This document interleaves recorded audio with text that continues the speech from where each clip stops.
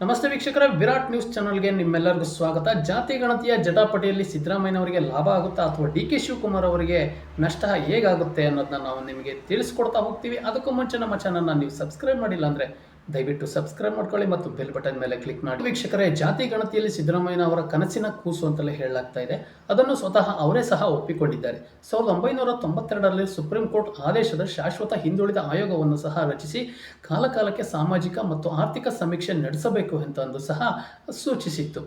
1995ರಲ್ಲಿ CM ಸಿದ್ದರಾಮಯ್ಯನವರು ಸಹ ರಾಜ್ಯದಲ್ಲಿ ಹಣಕಾಸು ಸಚಿವರಾಗಿದ್ದಾಗ ಶಾಶ್ವತ ಹಿಂದುಳಿದ ಜಾತಿಗಳ ಆಯೋಗವನ್ನು ಸಹ ರಚಿಸಿದ್ದರು. 2014ರಲ್ಲಿ ಮುಖ್ಯಮಂತ್ರಿಯಾಗಿದ್ದಾಗ ಸಾಮಾಜಿಕ ಮತ್ತು ಆರ್ಥಿಕ ಸಮೀಕ್ಷೆಯನ್ನು ನಡೆಸಲು ಆದೇಶವನ್ನು ಸಹ ಅವರು ನೀಡಿದರು.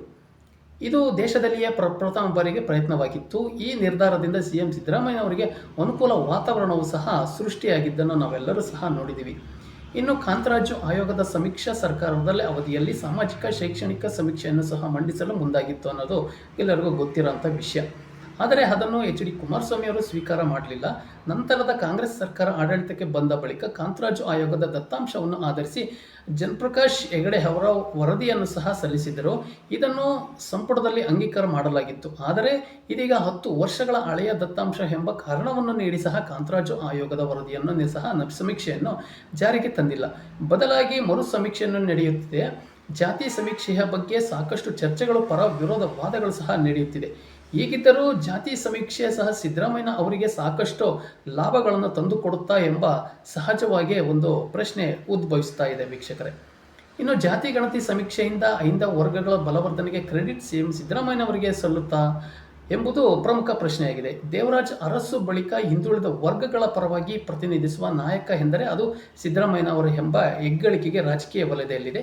ಸಿದ್ದರಾಮಯ್ಯನವರು ಸಹ ಅಹಿಂದ ವರ್ಗಗಳ ಪ್ರಬಲ ನಾಯಕರಾಗಿದ್ದಾರೆ, ಅದರಲ್ಲಿ ಎರಡು ಮಾತಿಲ್ಲ. ಈ ಸಮೀಕ್ಷೆಯ ರಾಜ್ಯದಲ್ಲಿ ಈ ವರ್ಗಗಳ ನಿಜವಾದ ಜನಸಂಖ್ಯೆ ಮತ್ತು ಸಾಮಾಜಿಕ ಆರ್ಥಿಕ ಸ್ಥಿತಿಗತಿಗಳನ್ನು ಸ್ಪಷ್ಟಪಡಿಸುತ್ತದೆ ಎಂತಂದು ಸಹ ನಂಬಲಾಗಿದೆ ಅನ್ನೋ ಒಂದು ಮಾತುಗಳು ರಾಜಕೀಯ ವಲಯದಲ್ಲಿ ಕೇಳಿಬರ್ತಾ ಇದೆ.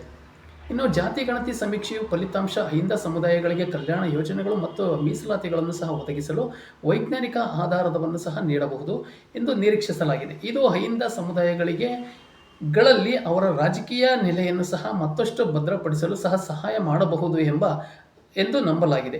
ಹಾಗಾದರೆ ಇದರಲ್ಲಿ ಕ್ರೆಡಿಟ್ ಸಿದ್ದರಾಮಯ್ಯನವರಿಗೆ ಖಂಡಿತ ಸಲ್ಲುತ್ತದೆ ಎಂಬ ಅಭಿಪ್ರಾಯ ರಾಜಕೀಯ ವಲಯದಲ್ಲಿ ಸಹ ಒಂದು ಮಾತುಗಳು ಕೇಳಿಬರ್ತಾ ಇದೆ.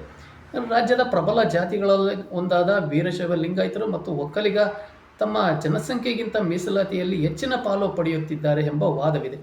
ಸಾಮಾನ್ಯವಾಗಿ ಈ ಸಮೀಕ್ಷೆಯಲ್ಲಿ ಈ ಪ್ರಬಲ ಜಾತಿಗಳ ನಿಜವಾದ ಜನಸಂಖ್ಯೆಯನ್ನು ಸಹ ಕಡಿಮೆ ಎಂದೆಂದು ತೋರಿಸಿದರೆ ಅದು ರಾಜ್ಯದಲ್ಲಿ ಅಧಿಕಾರ ಮತ್ತು ಸಂಪನ್ಮೂಲ ರಾಜಕೀಯ ಹಂಚಿಕೆಗಳ ಸ್ವರೂಪವನ್ನು ಸಹ ಬದಲಾಯಿಸಬಹುದು. ಅಹಿಂದ ವರ್ಗಗಳ ಇದನ್ನು ಮುಂದಿಟ್ಟುಕೊಂಡು ತಮ್ಮ ಹಕ್ಕಿಗಾಗಿ ಬೇಡಿಕೆ ಸಲ್ಲಿಸಬಹುದು. ಇದು ಪರೋಕ್ಷವಾಗಿ ಸಿದ್ದರಾಮಯ್ಯನವರಿಗೆ ಅನುಕೂಲ ಆಗುತ್ತೆ ಅನ್ನೋ ಒಂದು ಮಾತುಗಳು ಸಹ ಒಂದು ರಾಜಕೀಯ ವಲಯದಲ್ಲಿ ಕೇಳಿಬರ್ತಾರೆ. ಇನ್ನು ಜನಪ್ರಿಯತೆ ವಿಷಯಕ್ಕೆ ಬಂದಾಗ ಮತ್ತಷ್ಟು ಏರಿಕೆ ಯಾರಿಗೆ ಆಗ್ಬೋದು, ಯಾರಿಗೆ ನಷ್ಟ ಆಗ್ಬೋದು ಅನ್ನೋದನ್ನು ನೋಡೋದಾದರೆ, ಜಾತಿ ಗಣತಿ ಅಂಗೀಕಾರ ಮಾಡುವ ಮೂಲಕ ಸಿದ್ದರಾಮಯ್ಯನವರು ಸಾಮಾಜಿಕ ನ್ಯಾಯ, ಪರಿಹಾರ ಮತ್ತು ಅವರು ತನ್ನನ್ನು ಬಿಂಬಿಸಿಕೊಳ್ಳಲು ಇದು ಒಂದು ಅವಕಾಶ ಆಗಲಿದೆ. ಹಿಂದುಳಿದ ಮತ್ತು ದಮನಿತ ಸಮುದಾಯಗಳಿಗೆ ನ್ಯಾಯ ಒದಗಿಸಲು ಬದ್ಧವಾಗಿದ್ದೇನೆ ಹಾಗೂ ಸಾಮಾಜಿಕ ನ್ಯಾಯ ಪರವಾಗಿ ಗಟ್ಟಿಯಾಗಿ ನಿಂತಿದ್ದೇನೆ ಎಂದು ತಮ್ಮನ್ನು ತಾವು ಬಿಂಬಿಸಿಕೊಳ್ಳಲು ಇದು ಒಂದು ಸುವರ್ಣ ಅವಕಾಶ ಅಂತಂದು ಸಹ ಅವರಿಗೆ ಗೊತ್ತಿರತಕ್ಕಂಥ ವಿಷಯ. ಜಾತಿ ಗಣತಿ ಸಿದ್ದರಾಮಯ್ಯನವರಿಗೆ ತನ್ನ ಆಡಳಿತದಲ್ಲಿ ಮುಂದುವರಿಯಲು ಸಹ ಅವಕಾಶ ನೀಡುವ ಸಾಧ್ಯತೆ ಇದೆ. ಕಾಂಗ್ರೆಸ್ನಲ್ಲಿ ನಾಯಕತ್ವ ಬದಲಾವಣೆ ಚರ್ಚೆಗಳು ತೀವ್ರಗೊಳ್ಳುತ್ತಿರುವ ಸಂದರ್ಭದಲ್ಲಿ ಜಾತಿ ಗಣತಿ ಕಾರ್ಡ್ ಪ್ಲೇ ಆಗಿದೆ. ಇದನ್ನು ಮುಂದಿಟ್ಟುಕೊಂಡು ಸಿದ್ದರಾಮಯ್ಯನವರು ಹೈಕಮಾಂಡ್ ಗಮನ ಸೆಳೆಯಬಹುದು. ಅಲ್ಲದೆ ಅಹಿಂದ ವರ್ಗಗಳ ಬೆಂಬಲವನ್ನು ಸಹ ಪೂರ್ಣ ಪ್ರಮಾಣದಲ್ಲಿ ಗಳಿಸಬಹುದು ಅನ್ನೋ ಒಂದು ಲೆಕ್ಕಾಚಾರ ಸಿಎಂ ಸಿದ್ದರಾಮಯ್ಯನವರಿಗಿದೆ. ಇನ್ನು ಡಿ ಕೆ ಶಿವಕುಮಾರ್ ಅವರಿಗೆ ಜಾತಿ ಗಣತಿಯಿಂದ ನಷ್ಟ ಆಗುತ್ತಾ ಅಂತ ನೋಡೋದಾದರೆ, ಡಿ ಕೆ ಶಿವಕುಮಾರ್ ಅವರು ರಾಜ್ಯದ ಪ್ರಬಲ ಜಾತಿಗಳಲ್ಲಿ ಒಂದಾದ ಒಕ್ಕಲಿಗ ಸಮುದಾಯದ ಓರ್ವ ನಾಯಕರಾಗಿದ್ದಾರೆ. ಸದ್ಯ JDS ಬಲ ಕುಂದಿದ್ದು ಬಿಜೆಪಿಯಲ್ಲಿ ಒಕ್ಕಲಿಗ ಸಮುದಾಯದ ನಾಯಕ ಕೊರತೆ ಇದೆ. ಹಾಗಿರುವಾಗ ಸದ್ಯ ರಾಜ್ಯದಲ್ಲಿ ಡಿ ಕೆ ಶಿವಕುಮಾರ್ಗೆ ಪೂರಕವಾದ ವಾತಾವರಣ ಸಹ ಇದೆ. ಇಂತಹ ಸಂದರ್ಭದಲ್ಲಿ ಡಿ ಕೆ ಶಿವಕುಮಾರ್ ಅವರಿಗೆ ಜಾತಿ ಗಣತಿ ಅಡ್ಡಿ ಉಂಟು ಮಾಡುತ್ತಿದೆ ಅಂತ ಮಾತುಗಳು ಕೇಳಿಬರ್ತಾ ಇದೆ. ಈ ಜಾತಿ ಗಣತಿಯ ಒಂದು ವರದಿಯು ಒಕ್ಕಲಿಗ ಜನಸಂಖ್ಯೆಯಲ್ಲಿ ಕಡಿಮೆ ಎಂದು ತೋರಿಸುವ ಸಾಧ್ಯತೆ ಇದೆ ಅಂತಲೂ ಒಂದು ಮನಸ್ತಾಪಕ ಮಾತುಗಳು ಸಹ ಕೇಳಿಬರ್ತಾ ಇದೆ. ಅದು ಮೀಸಲಾತಿಯ ಮತ್ತು ರಾಜಕೀಯ ಪ್ರಾತಿನಿಧ್ಯದ ಮೇಲೆ ಪರಿಣಾಮ ಬೀರಬಹುದು ಎಂಬ ಆತಂಕವೂ ಅವರಲ್ಲಿದೆ. ಇದು ಒಕ್ಕಲಿಗ ಸಮುದಾಯದಲ್ಲಿ ಸಹ ತೀವ್ರ ಅಸಮಾಧಾನ ಉಂಟಾಗಬಹುದು. ಇಂತಹ ಸಂದರ್ಭದಲ್ಲಿ ಬಂದಾಗ ಡಿ ಕೆ ಶಿವಕುಮಾರ್ ಅವರಿಗೆ ಅದು ಖಂಡಿತ ರಾಜಕೀಯದಲ್ಲಿ ಹಿನ್ನಡೆ ಉಂಟಾಗಬಹುದು ಅನ್ನೋ ಮಾತುಗಳು ಸಹ ಕೇಳಿಬಂದಿದೆ. ಇನ್ನು ಡಿ ಕೆ ಶಿವಕುಮಾರ್ ಅವರು ಸಹ ಸಮುದಾಯದ ಅಸಮಾಧಾನವನ್ನು ಎದುರಿಸಬೇಕಾಗುತ್ತೆ. ಅಲ್ಲದೆ ಅದು ಅವರಿಗೆ ಸಮುದಾಯದ ರಾಜಕೀಯ ಬೆಂಬಲ ಪಡೆಯಲು ಸಮಸ್ಯೆ ಉಂಟು ಮಾಡಬಹುದು. ಆದರೆ ಮತ್ತೊಂದು ಕಡೆಯಿಂದ ಕಾಂಗ್ರೆಸ್ ಪಕ್ಷದ ನಿಲುವನ್ನು ಅವರು ಪಾಲನೆ ಮಾಡಲೇಬೇಕಾಗ್ತದೆ. ಹೀಗಿರುವಾಗ ಅವರು ಪಕ್ಷದ ಮತ್ತು ಸಮುದಾಯದ ನಡುವೆ ಸಮತೋಲನ ಸಾಧಿಸುವ ಇಕ್ಕಟ್ಟಿಗೆ ಸಹ ಡಿ ಕೆ ಶಿವಕುಮಾರ್ ಅವರು ಸಿಲುಕಿದ್ದಾರೆ. ಇನ್ನು ಸಿದ್ದರಾಮಯ್ಯನವರು ಸಹ ಪ್ರಮುಖವಾಗಿ ಅಹಿಂದ ವರ್ಗಗಳನ್ನು ಬಲಪಡಿಸುವ ಉದ್ದೇಶದಿಂದ ಈ ಒಂದು ಸಮೀಕ್ಷೆಯನ್ನು ಸಹ ಬೆಂಬಲಿಸುತ್ತಿದ್ದಾರೆ. ಇದು ಅವರ ರಾಜಕೀಯ ನೆಲೆಯನ್ನು ಸಹ ಬಲಪಡಿಸುತ್ತದೆ. ಆದರೆ ಡಿ ಕೆ ಶಿವಕುಮಾರ್ ಅವರು ಮುಖ್ಯಮಂತ್ರಿ ಸ್ಥಾನದ ಮೇಲೆ ಕಣ್ಣಿಟ್ಟಿರುವುದರಿಂದ ಎಚ್ಚರಿಕೆಯಿಂದ ಹೆಜ್ಜೆಯಿಡಬೇಕಾಗುತ್ತದೆ.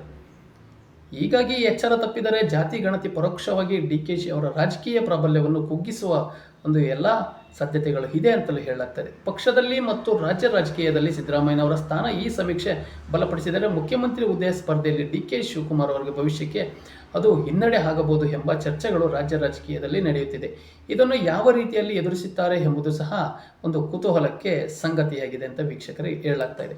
ಹಾಗಾಗಿ ಈ ಒಂದು ಜಾತಿ ಸಮೀಕ್ಷೆಯ ಒಂದು ವರದಿಯನ್ನು ಬಂದಾಗ ಮುಂದಿನ ರಾಜಕೀಯದಲ್ಲಿ ಯಾವುದ್ಯಾವುದೋ ಒಂದು ಧ್ರುವೀಕರಣ ಆಗ್ಬೋದು ಅನ್ನೋದು ನಾವೆಲ್ಲರೂ ಕಾದು ನೋಡೋಣ ವೀಕ್ಷಕರಿಗೆ.